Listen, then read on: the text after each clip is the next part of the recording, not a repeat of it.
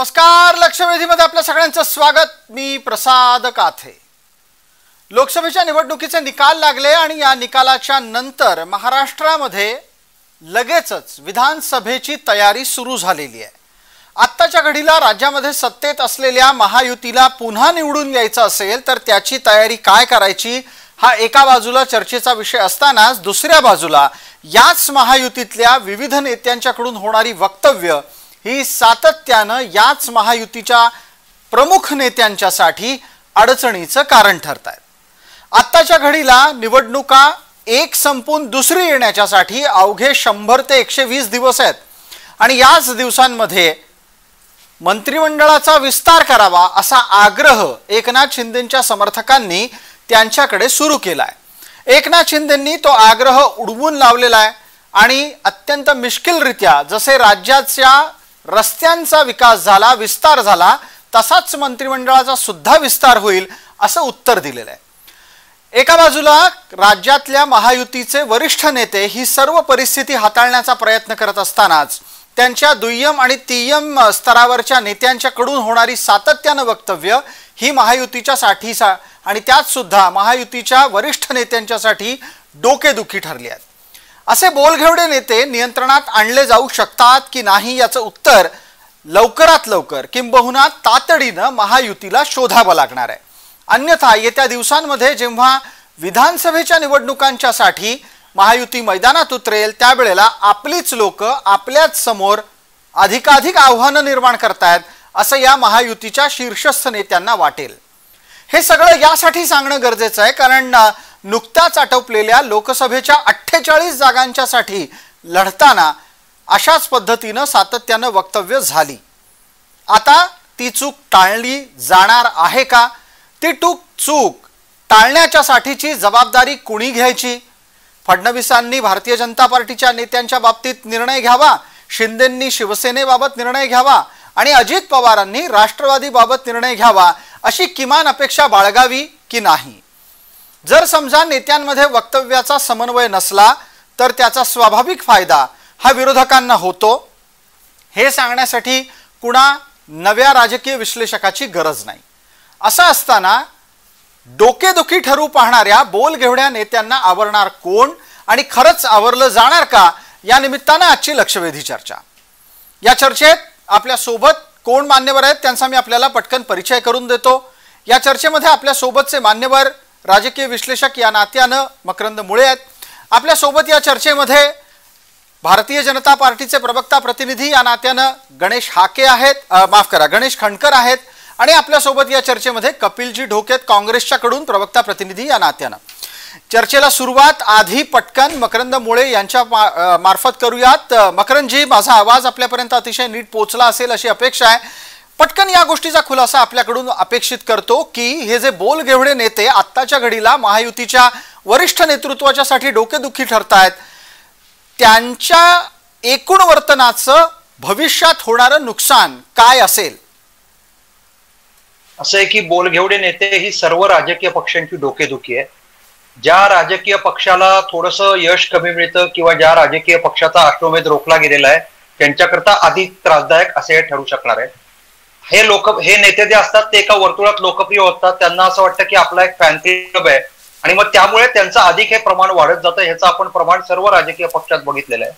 आता महायुती पुढच्या ज्या सगळ्या समस्या आणि अडचणी आहेत की आपसातले गैरसमज निर्माण होऊ नये, स्थानिक स्तरावर कार्यकर्त्यांमध्ये दुरावा निर्माण होऊ नये आणि आपसात समन्वय जरी झाला नाही, एकवाक्यता जरी झाला नाही तरी एकमेकांकडे पाठ फिरवून ऐन निवडणुकीत बसू नये एवढी त्यांना काळजी घ्यायची आहे. मात्र हे बोलघेवडे नेते हे त्रासदायक ठरू शकतात, ठरलेले आहेत. याची अनेक ठिकाणी उदाहरणं आपण बघितलेली आहेत. त्याचे फटके काही मतदारसंघात बसल्याचंही चित्र आपल्याला स्पष्ट झालेलं आहे. बिलकुल मकरंद मुळे, अगदीच तुम्ही जी गोष्ट सांगितली मी खरं तर तिथपर्यंत या चर्चेला आणणारच होतो कारण बोलघेवड्या नेत्यांच्यामुळे केवळ आणि केवळ नेते अडचणीत येतात असं नाहीये तर प्राप्त स्थितीमध्ये अनेकदा निकालावर सुद्धा त्याचा परिणाम होतो. मकरंद मुळे, एखाद दोन उदाहरणं आपण चर्चेत द्या, त्याच्यानंतर गणेश खंडकर यांच्यापर्यंत आपण पोहोचूया. नाही, असं आहे की एकाच दोन उदाहरणापेक्षा आपण एक लक्षात घेतलं पाहिजे की उत्तर भारतातल्या 260 लोकसभेच्या जागा आणि त्या 260 जागा भारतीय जनता पार्टीच्या पदरात पडू नये, पारड्यात जाऊ नये म्हणून तिथे जे सगळे प्रचार झाले विरोधकांकडनं की एक आरक्षणाचा विषय होता, दुसरा संविधानाचा होता. आता विरोधकांच्या ह्या जाळ्यात भारतीय जनता पार्टीचे नेते अनेक वेळा अडकलेले आहेत. काही वेळा उलट सुलट बोलताना, काही वेळा बोलता बोलता जीभ घसरलेली आहे. हेतू कदाचित चांगले असतील, परंतु त्या हेतूंमुळे बोलतानाचं भान नसल्यामुळे त्याचे फटके बसलेले आहेत. त्यामुळे याचा परिणाम होतो. महाराष्ट्रातही काही ठिकाणी असं उतावळेपणा चित्र झालेलं आहे. त्यामुळे काही जागा जिंकून जरी आल्या असल्या तरी त्याचा परिणाम तिथे होतो. आणि आपण एक लक्षात घेतलं पाहिजे, लोकसभेत त्याचा कदाचित इतका प्रभाव जाणवला नसला तरी स्थानिक स्वराज्य संस्थांच्या आणि जेव्हा विधानसभेच्या निवडणुका तुम्ही लढवायला जाल तेव्हा त्याचा परिणाम अधिक जाणवतो लोकमानसावर. खरं तर तुम्ही असं म्हणता आहात की परिणाम जाणवला नाही, पण गेल्या काही दिवसांमध्ये सातत्यानं देवेंद्र फडणवीस यांची वक्तव्य आपण पाहिली. इतकंच नाही तर खुद्द मुख्यमंत्र्यांचं वक्तव्य आपण पाहिलं तर ते एक गोष्ट थेट आणि स्पष्टपणे मांडतायत. ती कोणती? तर दुष्प्रचाराचा आपण बळी ठरलो आहोत. माझा प्रश्न आता गणेश खंडकर आपल्याला आहे. ज्या वेळेला विरोधकांच्याकडून दिशाभूल करणारं कोणतंही वक्तव्य होत होतं त्या वक्तव्याला हाणून पाडण्याच्यासाठी कुठलीच मोहीम, कुठल्याही प्रकारची प्रतिक्रिया ही महायुतीच्याकडून आली नाही आणि त्याच्यामुळे झालेलं नुकसान आपल्या समोर आहे. हे टाळता यायला हवं आहे, हे लक्षात तरी किमान आलंय का?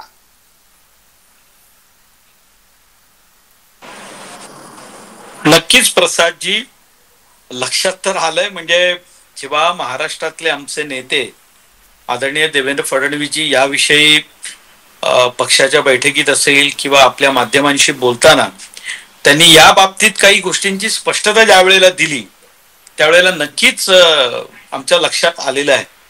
तर मला असं वाटतं की आपण आत्ताची चर्चा करत असताना आपल्याला जर का असं वाटत असेल की हा जो दुष्प्रचार सुरू आहे हा लक्षात येत नाही का किंवा या संदर्भात काही माहिती नसेल का, तर ही माहिती कळते, याबाबत माहिती मिळते सुद्धा.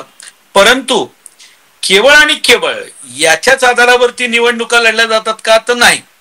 अनेक विषय निवडणुकीमध्ये येत असतात. पण एक खरं आहे की हा दुष्प्रचार हा मोठ्या प्रमाणावर झाला आणि त्याला ज्या पद्धतीने काउंटर करायला हवं होतं तर आम्ही कमी पडलो. पण आमच्या लक्षात आलं एवढं मात्र तुम्हाला. आता गणेश खंडकरजी, मी मध्ये यासाठी आपल्याला थांबवतो. आपण एका बाजूला असं म्हणताय की फक्त आणि फक्त यानंच काही सगळं होतं अशातला भाग नाही. मुळात मला असं वाटतं की यानंच जर काही सगळं होतं अशातला भाग नसेल तर पराभवाला सातत्यानं मग नरेटिव्ह हेच वाक्य का दिलं जात आहे? प्रसादजी, माझं म्हणणं नीट लक्षात घ्या. निवडणूक सुरू असताना अनेक विषयांवरती काम सुरू असतं, अनेक विषय निवडणुकीत येत असतात. आणि ज्या वेळेला महाराष्ट्रासारखं एक मोठं राज्य की जिथे 48 लोकसभेच्या जागा आहेत आणि त्याच्या एवढ्या मोठ्या प्रदेशामध्ये विदर्भ असेल, मराठवाडा असेल, उत्तर महाराष्ट्र असेल, पश्चिम महाराष्ट्र असेल, दक्षिण महाराष्ट्र किंवा कोकण प्रांत असेल, अशा प्रत्येक ठिकाणी त्या ठिकाणच्या निवडणुकीवरती त्या ठिकाणचे विषय प्रभाव टाकत असतात. म्हणजे आमचं काही लक्ष नव्हतं असं नाही. म्हणून मी तुम्हाला क्लिअरली परत एकदा स्पष्ट करतो मी बाब की लक्षात आलं नव्हतं का? तर आलं होतं. पण हा मुद्दा एवढा प्रभावी ठरेल, हा नरेटिव्ह एवढ्या मोठ्या प्रमाणावर काम करेल, कदाचित हे ओळखण्यात आम्ही कमी पडलो. आता निवडणूक संपलेली आहे प्रसादजी. अगदी निवडणूक एका बाजूला एका टप्प्याची संपली आहे गणेशजी, पण खरं तर तुमच्यासाठी आणि महाराष्ट्रातल्या तमाम महायुतीच्या लोकांच्यासाठी आव्हान मोठं आहे, हे आपण स्वीकारायला हवं. मग तुम्ही सजग राजकारणी या दृष्टीनं त्याकडे पाहाल. मला पटकन आता कपिलजी यांच्यापर्यंत पोहोचायचंय. खरं तर कपिल ढोके, आपल्यापासून या चर्चेची सुरुवात करायची होती पण आपलं नेटवर्क बाधित होत होतं म्हणून थांबलं प्रकरण. आता आपल्यापर्यंत येतो. मला कपिलजी याचा खुलासा पटकन लागेल आपल्याकडून की आत्ताच्या घडीला महायुतीच्या नेत्यांच्याकडून सातत्यानं पराभवाला तुमचा प्रचार जबाबदार ठरवला जातोय आणि त्या प्रचाराच्या अनुषंगानं नेत्यांकडून झालेली वक्तव्य समोर आणली जात आहेत. खरं पाहायला गेलं तर या स्थितीमध्ये आत्ताच्या घडीला प्रचार होता का दुष्प्रचार होता? मुळात जेव्हा आपण महायुती किंवा महाविकास आघाडी म्हणून एकत्र येतो तेव्हा त्यामध्ये एक प्रकारचं सत्व असणं अत्यंत गरजेचं आहे. महाविकास आघाडी महाराष्ट्राच्या हिताचा विचार करून निर्माण झाली म्हणून असा प्रकार आपल्याला महाविकास आघाडी दिसत नाही. परंतु महायुतीमध्ये म्हणजे एक फार सुंदर ग्रामीण भागात अध्यात्माचे दाखले देत असताना सांगतात की 100 साधू एका ठिकाणी चांगल्या पद्धतीने राहू शकतात परंतु 4 सैतान एकत्र राहू शकत नाहीत. आणि महायुतीच्या बाबतीत जर आपण पाहिलं असेल तर जो तो आपापला स्वार्थ जो तो म्हणजे महायुतीमध्ये आहे कोणती लोक एकमेकांना दूषण देतात याचा विचार सुद्धा आपण केला पाहिजे. शिवसेनेतले भ्रष्टाचारी जे ईडीच्या भीतीनं तिकडे गेले ते महायुतीत आहेत. राष्ट्रवादी भ्रष्टाचारी आहेत. 70,000 कोटीचा घोटाळा आहे नरेंद्र मोदींनी सांगितलं ते भ्रष्टाचारी तिकडे आहेत. काँग्रेसमध्ये आदर्श घोटाळा करणारे अशोक चव्हाण बीजेपी मध्ये आहेत. मग अशा महायुतीतले लोक जेव्हा एकत्र येतात त्यावेळी हे लोक एकमेकांबद्दल चांगली बोलण्याची अपेक्षा आपण कसं करणार आहोत. सातत्यानं एकमेकांच्या विरोधात बोलायचं यांचा म्हणजे यांचा स्वतःचा सुद्धा स्वतःवरती विश्वास नाही. यांना जनतेनं जागा दाखवली मग पराभवाचं खापर स्वतःवर घेण्याऐवजी ही लोक अजित पवार गटाची लोक भाजपच्या लोकांना दोष देतात. भाजपची काही लोक अजित पवार गटाच्या लोकांना दोष देतात. म्हणजे साधं आहे की ही लोक विश्वासास पात्र नाहीत. हे तीन लोक एकत्र आल्यानंतर एकमेकांना दूषण देण्यापलीकडे काही करू शकणार नाहीत. अशा पद्धतीचं वातावरण आहे. कपिल ढोके, आपण अगदी मुद्द्यावर या चर्चेला आणलं आणि याच अनुषंगानं चर्चा पुढे न्यायची आहे. मकरंदमुळे मी आपल्यापर्यंत येतो पण तत्पूर्वी आधी गणेश खंडकर आपलं उत्तर घेतो. आपण गणेश खंडकर गेल्या काही दिवसातली वक्तव्य आणखीनच तपासून पाहिली तर लक्षात काय येतं, महायुतीच्या लोकांमध्ये आपापसात एकमेकांवर पराभवाच्या निमित्तानं दोषारोप सुरू झालेले आहेत. फडणवीसांना सांगावं लागलं की एका सुरात बोला, एकाच भूमिकेत राहा, एकमेकांना दोष देण्याची ही वेळ नाही. हे सांगण्याची जबाबदारी फडणवीसांवर यावी, शिंदेंवर यावी. बघा असं आहे प्रसादजी, मी आता काँग्रेसच्या प्रवक्त्यांना आजचा तुमचा विषय किती कळलाय की नाही मुळात मला त्याचीच शंका आहे. शेवटी आपण चर्चा करतोय, आपण विषय काढला बोल घेवड्या नेत्यांच्या संदर्भामध्ये. असं आहे की शेवटी स्थानिक पातळीवर ज्या वेळेला पराभव होत असतो आणि विजयाची ज्या वेळेला तुम्हाला अपेक्षा असते आणि राजकारणामध्ये ज्यांनी अनेक उन्हाळे पावसाळे पाहिलेले आहेत, म्हणजे मी सांगलीच्या जागेचं नाही बोलत, चंद्रहार पाटलांचा पराभव कसा झाला हे महाविकास आघाडीचं मी आज काही डोक्यानं विचारणार नाही जी. पण विषय असा आहे की ज्या वेळेला पराभव होतो त्यावेळी तो जिव्हारी लागतो ना, की काम करून सुद्धा जर का एखाद्या नॅरेटिव्हमुळे आपला पराभव होत असेल तर त्यावेळेला कार्यकर्ता व्यथित होणं स्वाभाविक आहे.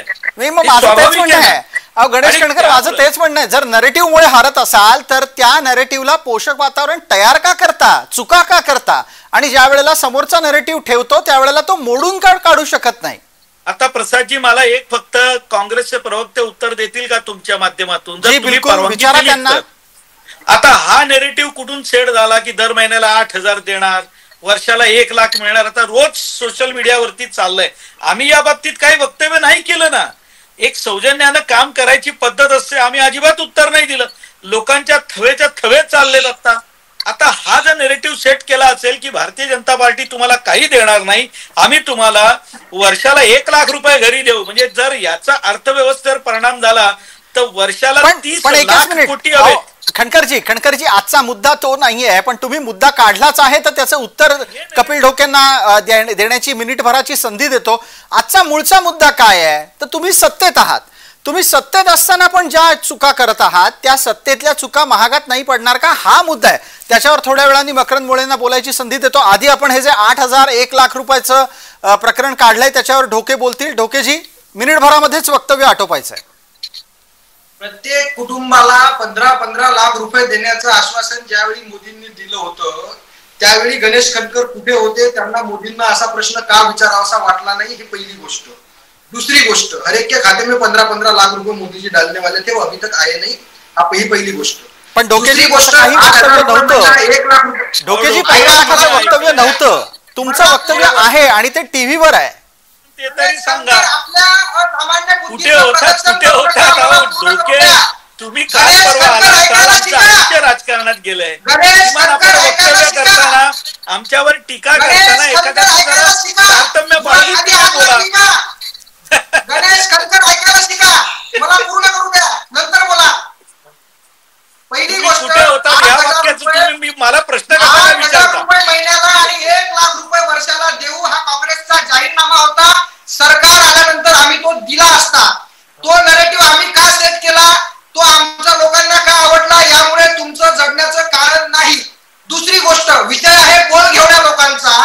महाविकास आघाडीमध्ये पराभवाचं विश्लेषण करत असताना कुणीही कुणावर दोष देताना दिसलं नाही, कारण ही नैसर्गिक विचारांच्या पातळीवर महाराष्ट्राच्या हितासाठी निर्माण झालेली आघाडी आहे आणि महायुतीमध्ये सातत्याने नागपूरचे विकास ठाकरे संजय राऊतांना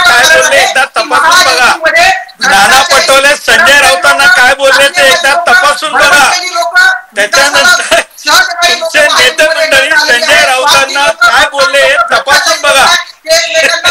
पलीकडे काही करू शकत नाही याचं उत्तर गणेश करकरांनी दिलं पाहिजे. आज 1 लाख हा आमचा प्रचारातला मुद्दा होता. आम्ही आमचं सरकार आल्यावर तो दिला असता. हस्तक्षेप करतो चर्चेला. आपल्याला वेळ मर्यादेत आटोपायचे आणि भरकट उत्तर अजिबातच द्यायचं नाहीये. मकरंद मुळेंपर्यंत येण्याची हीच ती वेळ, हाच तो क्षण. मकरंद मुळे, माझा आवाज नीट येतोय आणि इथे केल्या गेलेल्या वक्तव्यांनाही आपण नीट ऐकलेलं असेल. प्राप्त स्थितीमध्ये आता जेव्हा नरेटिव्ह म्हणत महाराष्ट्रातल्या पराभवाची कारणमीमांसा केल्याचा प्रयत्न केला जातो, वरकरणी आतले अनेक दोष आणि त्या निमित्तानं पुढचा नवीन मुद्दा आता चर्चेत येतोय, समन्वयाचा अभाव, हे प्रकरण झाकण्याचा प्रयत्न होतो का? आपण एक लक्षात घेतलं पाहिजे की भारतीय जनता पार्टी आणि एकनाथ शिंदे शिवसेना गट याच्या युतीला किमान समान हिंदुत्वाचा काही ना काही धागा होता आणि तशी ती युती काहीशी नैसर्गिक आपण म्हणू शकतो, कारण परत शिवसेनेतला एक गट वेगळा झाला. परंतु अजितदादा पवार राष्ट्रवादी गट ही काही मुळात नैसर्गिक युती आणि भारतीय जनता पार्टीची नव्हती. वैचारिक भूमिकांपासून सैद्धांतिक भूमिकांपासून दोघांमध्ये फरक आहे, तो आजही जाणवतो. जसं आपण लक्षात घेतलं असेल की तो 3 दिवसापूर्वी जी अजितदादा पवारांच्या गटाची बैठक झाली आणि त्यानंतर त्यांनी पत्रकार परिषद घेतली, तर त्यांनी आमदार अमोल मिटकरींचं वक्तव्य बरोबर नाही अशा प्रकारचा खुलासा पत्रकार परिषदेत केला होता. या सगळ्या पार्श्वभूमीवर ह्या 2 पक्षांचं येणं हाच मुळात त्या सगळ्या काहीचा खटकलेला मुद्दा होता.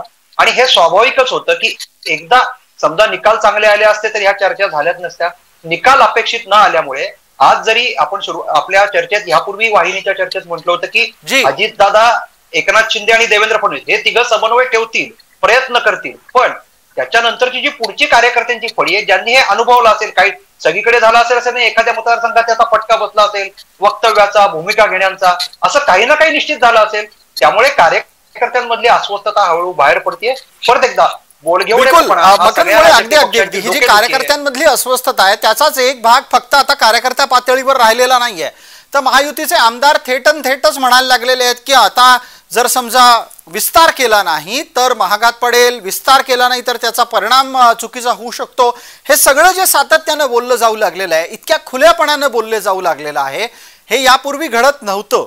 नक्की काय बिघडलंय, काय बिनसलंय? नाही, बिघडलंय काही नाहीये. अपेक्षित निकाल आला नाही, अश्वमेध रोखला गेलाय.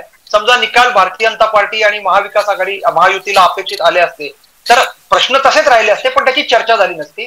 आता प्रश्नांची चर्चा होतीये. थोडासा कार्यकर्ता, त्याच्यावरच्या स्तरावरचा नेता, अगदी आमदारांपर्यंतचा गट तो थोडा मोकळा व्हायला लागलाय. कारण दुसरी चिंता अशी आहे की आता विधानसभेच्या जागांचं वाटप या फॉर्म्युल्यावर कसं होणार, कारण ज्याच्या जागा आणि ज्याचा मतांचा स्ट्राईक रेट आहे, म्हणजे मतांची टक्केवारी आणि जागांचे जिंकलेल्या जागांचे आकडे, याच्यात ह्याची विभाजन कसं होणार, आपल्या सीटचं काय, प्रत्येक आमदाराची पुढची काय, माझ्या जागेचं काय. बिलकुल याच्याचं उत्तर येत आहे. आपल्या सोबत गणेश खंडकर आहेत, त्यांनाही मुद्दा मांडण्याची संधी देतो.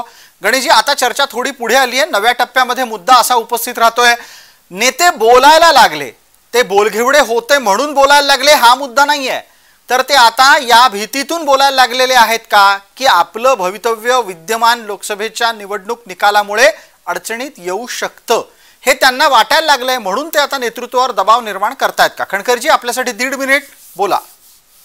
नाही प्रसादजी, बघा असं आहे की मी परत एकदा यापूर्वीच्याही चर्चेमध्ये स्पष्ट केलेलं आहे, आज पुन्हा एकदा स्पष्ट करू इच्छितो. पराभव झाला का? तो होय, आमचा पराभव झाला. किती झाला? तर आम्ही 18 जागा जिंकलो. आम्ही 42 जागा दुसऱ्याला मिळाल्या आणि आम्हाला 5च जागा मिळाल्या, असं महाराष्ट्रात काही घडलेलं नाही, हे मी पहिले स्पष्ट करतो. जी वारंवार याची चर्चा होते, तर ज्या मतदारसंघामध्ये आमचे पराभव झालेले आहेत, तर कुठे 10,000, कुठे 15,000, कुठे 4,000, तर कुठे शेवटच्या टप्प्यात 5,500, तर कुठे 20,000. बघा, हे पराभव झालेल्याचं विश्लेषण आम्ही आमच्या पद्धतीनं पूर्णपणे आम्ही करून घेतलेलं आहे. किती दिवस लागतील याच्या निष्कर्षापर्यंत पोहोचायला आणि काय निष्कर्ष निघालाय जर तुम्ही विश्लेषण केलेलं असेल?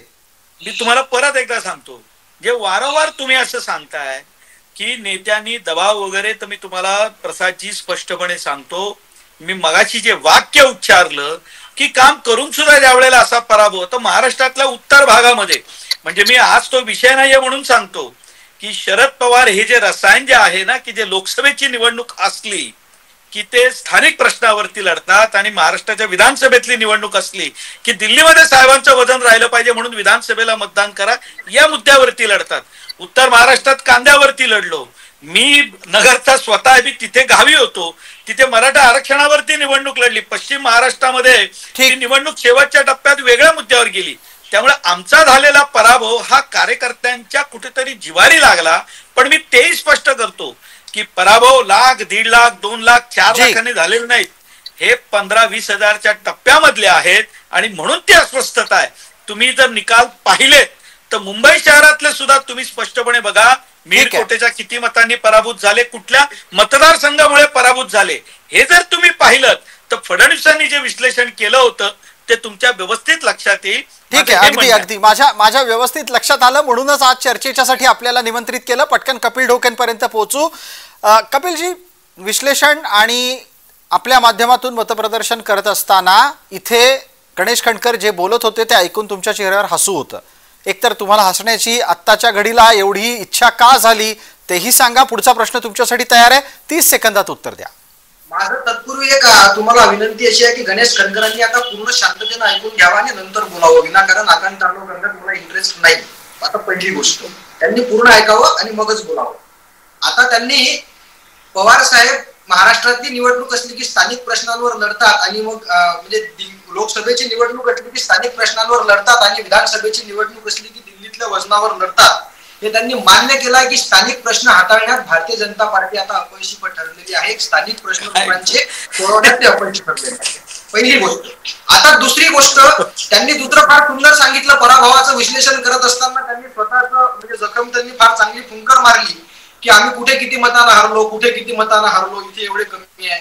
आमच्या सीट किती मत, ज्या 18 सीट्स महाविकास आघाडीकडे नाहीत त्या कशा गेल्या, मग याचंही विश्लेषण त्यांनी थोडंसं करावं. नसेल तर मी त्यांना ते पाठवून देईल.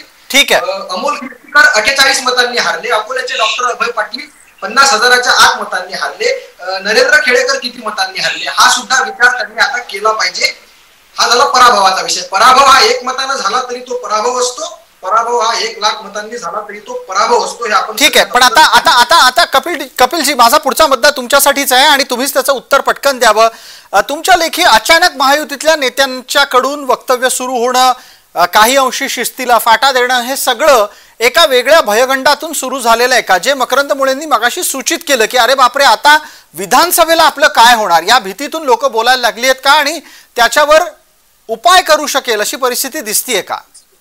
मी पुन्हा एकदा सांगतो की महायुतीमध्ये एकत्र आलेले तीनही पक्षाचे लोक हे कुठल्या तरी दबावाखाली किंवा कुठल्या तरी स्वार्थापोटी एकत्र आलेले आहेत. स्वतःचं कुठलंही नैतिक वजन त्यांच्यामध्ये शिल्लक नाही. म्हणजे अजित पवार गटाचे आणि शिंदे गटाचे आमदार ज्यावेळी लोकांमध्ये फिरतात त्यावेळी त्यांना खोके खोके म्हणून लोक अक्षरशः चिडवतात.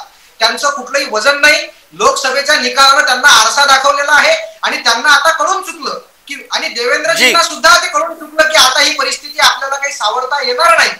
म्हणून ते सगळी लोक एक भयापोटी, त्यांना माहिती आहे की विधानसभेत आता आपल्याला घरचा रस्ता पकडावा लागणार आहे. महाराष्ट्र हा महाविकास आघाडीच्या पाठीशी खंबीरपणे उभा आहे. म्हणून महायुतीमधल्या अजित पवार गटाचे असो, शिंदे गटाचे असो की भारतीय जनता पार्टीचे असो, या सगळ्या आमदारांमध्ये आता भयाचं वातावरण आहे. कपिलजी, त्यांना प्रचंड इन्सिक्युअर स्वतःला फील करतात. ठीक आहे, गणेश खंडकर उत्तर देऊ इच्छित आहे. आपलं काही खरं नाही.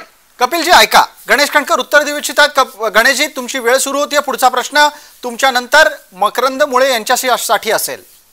प्रसादजी, मी आज एवढंच सांगतो की मला तुम्ही मध्येच संधी दिली म्हणून सांगतो की आज ज्या बोल घेवड्या विषयावरती आपण चर्चा करतोय, हळूहळू याचं विश्लेषण बाहेर येतंय. आम्ही देखील अभ्यास करतोय आणि अभ्यास करत असताना म्हणून मी म्हटलं की जो पराभव झालाय तो मान्य करून आपण कुठे कमी पडलो यावरती काम करायचं असतं. जे अनेक निवडणुका आम्ही करत आलेलो.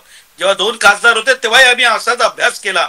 42 निवडून आले तेव्हा देखील अभ्यास केला. मी तुम्हाला एवढंच सांगतो की आज ज्या बोल घेवड्या विषयावरती आपण प्रसादजी बोलत आहोत, एक साधारणतः 15 ते 20 दिवस थांबा. महाराष्ट्राच्या विधानसभेचं पहिलं अधिवेशन आणि संसदेचं पहिलं अधिवेशन होऊ द्या. मुस्लिम मतांवरून जर का नाही या महाविकास आघाडीमध्ये भांडणं सुरू झाली आणि पुन्हा एकदा तुम्ही याच विषयावरती या नेत्यांना कोण थांबवणार, हा कार्यक्रम तुम्हीच घ्या प्रसादजी. आज आनंदाचा आहे, पण ज्या विषयावरती आपण बोलतोय तर या बाजूला कुठलंही काही अस्वस्थता असायचं कारण नाही. आमचं ध्येय धोरण अगदी स्पष्ट आहे आणि हा फिक्स पॉइंट होता. याच्यानंतर यापेक्षा टर्नआउट यानंतर होणार नाही ही अस्वस्थता तुम्हाला तिकडे जाणवेल.